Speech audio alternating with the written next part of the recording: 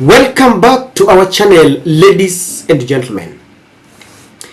The ghost of a chilling murder in cold blood has come back to haunt the Kenya Kwanza regime. Killings have become part of this government. If Kenyans are not being shot dead on the streets as they fight for their rights during demonstrations, they are losing their lives on holidays in a stadium where improper security checks fail to protect innocent Kenyans, like it happened yesterday in Kericho Green Stadium. But this time round, the murder that has come back to haunt this regime happened somewhere last year in October. Mr. Arshad Sharif is a Pakistani journalist who had fled his country to avoid being arrested after he criticized one of the country's powerful military there, only to meet his death in Kajiado. And the police admitted that they shot Arshad Sharif as a matter of mistaken identity. And this is the murder that has come back to haunt them, because the widow, Mrs. Javeria Siddiq, has teamed up with the Kenya Union of Journalists and the Kenyan Correspondents Association, and they have picked a lawyer by the name Dudley Ochiel. Now, Dudley Ochiel, representing the family, has moved to court and he has sued the Kenyan government. He has lined up the Attorney General Justin Muturi, the Inspector General Japheth Koome, the DPP Mr. Igonga, and the IPOA Director.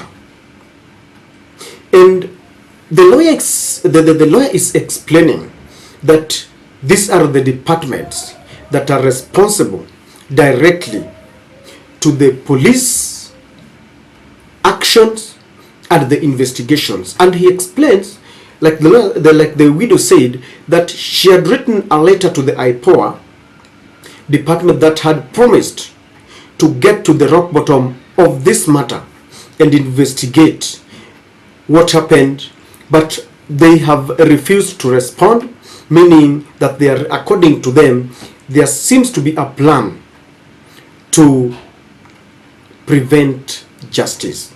Among other things that the family wants is the police to accept responsibility to the family, because they had admitted that they unmistakably shot dead Arshad Sharif. Number two, they want an apology from the Inspector General for killing their member of the family. Number three, they want a speedy investigation into the matter so that all those who are responsible should be brought to book. They demand all the documents, files, letters, including electronic gadgets that are in possession of the police as a matter of evidence. And they want this as soon as possible. Ladies and gentlemen, from where you sit, that is an overview of what Mrs. Javeria Siddiq wants, the widow of the slain Pakistani lawyer. Do you think justice will be dispensed? In this video, I want to submit to you that I have a feeling that the family will not get justice. It is like they have embarked on a wild goose chase for justice for the murder of her husband. Kindly, if you're watching our channel for the first time, please subscribe and don't forget to click the notification bell so that whenever we release a video like this, then YouTube will automatically notify you. I have a feeling that there might not be justice to the family, because in Kenya, we've had mysterious deaths from the police that are still under investigation. No one is taking responsibility. A few months ago, Kenyans went to the street to demonstrate in accordance with the dictates of the law, without any weapon, but they were sprayed with bullets and they were killed. Others were retrieved from their homes in Kisumu in what looked like ethnic cleansing. The human rights groups have complained.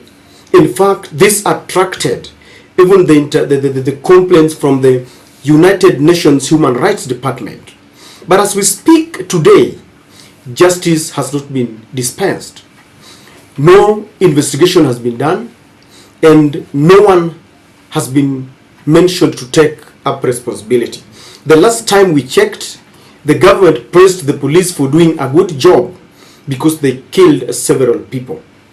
And that is why I feel that this particular matter might not really get the attention that it deserves, because the Kenya Kwanza regime is used to this kind of activities. We have several of them pending. We even have several mysterious deaths of prominent people. Deaths that are suspected to be political in nature. I don't want to mention them. If you ask any Kenyan, they will tell you that there are people who died mysteriously. In fact, recently when the mother of the former IEBC IT guru, Musando, died, it rekindled the memories of Akombe running away, fleeing the country, of how Musando was murdered in cold blood as a matter of political urgency, because someone realized that he was going to stand before him and power.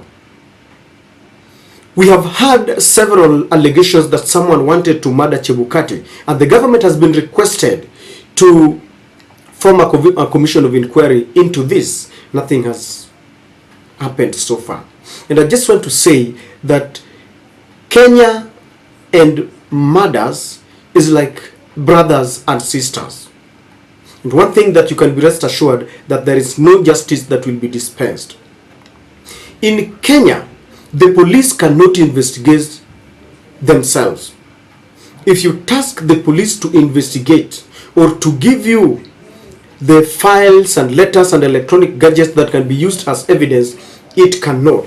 During the case that involved the former President Uhuru Kenyatta and William Samoei Ruto at The Hague, the investigation office revealed to the ICC that Kenya was not cooperating because they depended on the government to avail evidence, documents that could be used to prosecute the leaders. And it proved to be a hard nut to crack. It was not a hard, a walk in the park.